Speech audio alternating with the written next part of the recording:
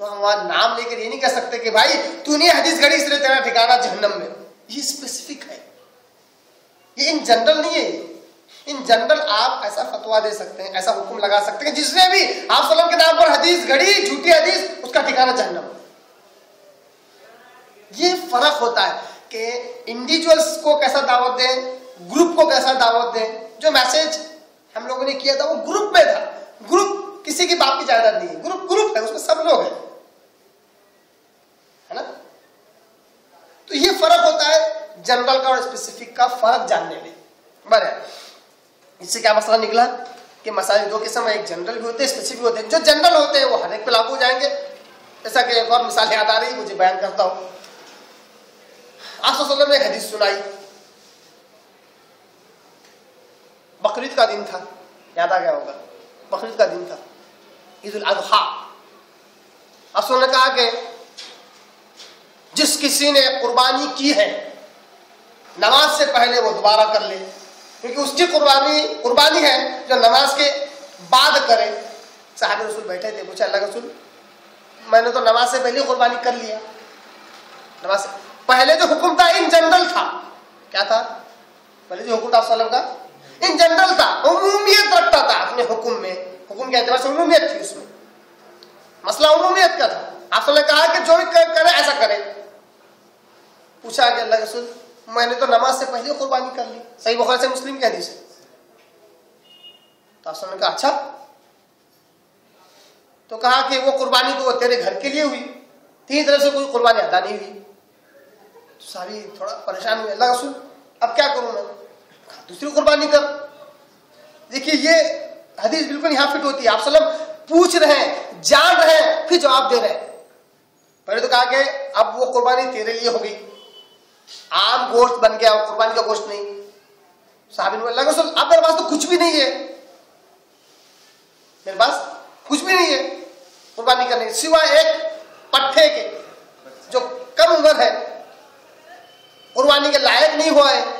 तो आप सबने कहा कि ठीक है, गैर मुसन्ना जो जानवर तेरे पास है उसी को कर ले, और तेरे अलावा अब ये काम किसी के लिए हलाल नहीं। ये क्या हो गया, स्पेसिफिक हो गया।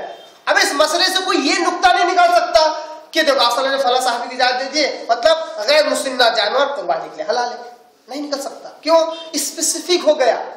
उसके ऊपर का जो हुक्म था वो इन जनरल था, उमूमियत वाला था। कौन सा, जिसने भी कुर्बानी की नमाज के बाद उसकी कुर्बानी दुरुस्त, जिसने नमाज से पहले की उसकी कुर्बानी नहीं, बल्कि वो गोश्त उसके घर का, वो एक आम गोश्त है।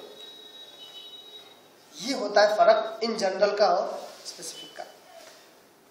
इसी तरह इससे 8वां नुक्ता ये निकलता है, यानी कि चौथा नुक्ता लख अबवान के अंदर, बड़ा प्यारा नुक्ता है। आप लोग इसको नहीं समझते हैं ना, तो दीन की जब बातचीत करते रहते हैं, कभी बहस करना पड़ता है, कभी बातचीत करना पड़ता है, तो इस उसूल को नहीं समझने की वजह से ठोकर खाते हैं। क्या है उसूल, जिसको सब कुछ आता है वो भी सवाल कर सकता है, जिसको सब कुछ आता है वो भी सवाल कर सकता है। सवाल करने से कम इल्मी का इजहार नहीं होता। आप तो सल्लम को सब कुछ आता था, जवाब दे सकते थे डायरेक्ट, फिर भी कुछ बेसिक नीड्स, क्या कहते हैं, बेसिक इंफॉर्मेशन कलेक्ट कर रहे हैं आप। लखा अबुआन, क्या तेरे माँ बाप हैं, सवाल कर रहे हैं आप। चाहते तो इन जनरल हुक्म देकर बात खत्म कर सकते थे। सवाल करने से कम इल्मी का इजहार नहीं होता, और सवाल अकीदा नहीं होता। किसी का सवाल अकीदा नहीं होता, किसी का सवाल कम इल्मी को जाहिर नहीं करता। सवाल सवाल है, सवाल बेसिक इंफॉर्मेशन कलेक्ट करता है, उसके मुताबिक जवाब भी उतना स्ट्रांग आता है बाद में, है ना। अब उसके बाद आइए, तो आप सबने पूछा कि लका अबुआन, क्या तेरे माँ बाप हैं, तो कहा नाम, अल्लाह के रसूल हाँ मेरे माँ बाप हैं। आप सल्लम ने नाम हाँ कहने के ऊपर भी बहुत सारा मसाइल निकाल सकता हूं मैं, मगर नहीं निकाल रहा कि सहाबा कैसे थे और हम कैसे हैं, मगर वो मसाइल नहीं निकाल रहा हूं, इल्मी बातें कर रहा हूं। इसलिए आपके आगे एक बात रख रहा हूं कि आप सल्लल्लाहु अलैहि वसल्लम ने कहा फीहिमा, जाओ उन्हीं में रहो। फीहिमा के ऊपर मसाइल निकालते हैं। 9वां मसला, यानी कि पहला मसला फीहिमा के अंदर आप सल्लल्लाहु अलैहि वसल्लम ने कहा, 9वां मसला ये निकलता है कि जिहाद पर वालिदैन को तरजीह देना चाहिए। उन्हीं के अंदर रहे, आप सल्लल्लाहु अलैहि वसल्लम ने जो हुक्म दिया, कहा कि उन्हीं के अंदर रहे, इससे मालूम हुआ कि जिहाद पर वालिदैन को तरजीह देना चाहिए। गोया कि जिहाद पहले नहीं बल्कि कौन पहले है? वालिदैन है, जैसा कि ऊपर के हदीस से ये साबित होता है।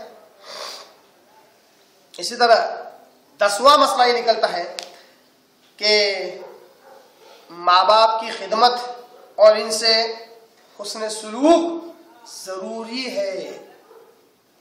आप सल्लल्लाहु अलैहि वसल्लम ने जिहाद के मुकाबले में यह कहा कि जाओ माँ बाप के पास उनकी खिदमत करो। मालूम हुआ कि उनकी खिदमत और उनके हुस्न सुलूक ये बहुत जरूरी है। इसी तरह 11वां मसला, यानी कि इस लफ्ज में तीसरा मसला यह है कि इंसान सारे कामों में माँ बाप के साथ हुस्न सुलूक को ही अहमियत दे। उसके पीछे बहुत सारे काम होंगे, बीवी बच्चों के भी काम होंगे, नौकरी चाकरी के भी काम होंगे, काम धंधे भी होंगे, दोस्त अहबाब का भी हक अदा करने का होगा, हजारों काम उसके पीछे हो सकते हैं, मगर तरजीह किसको देगा? माँ बाप को देगा। माँ बाप को तरजीह देना हुस्न सुलूक के लिए बड़ा अहम है। इसके बाद आइए फीहिमा पर आप सुन क्या कहा? फजाहिद, जाओ लिहाजा उनमें, उन्हीं में रहो, उन्हीं में जिहाद करो। क्या कहा लफ्ज क्या है वो? फजाहिद, उनमें रह, यही तेरे लिए जिहाद है। एक माना ही निकलता है, उनमें रह फजाहिद, गोया के उनमें रह और उन्हीं में रह के जिहाद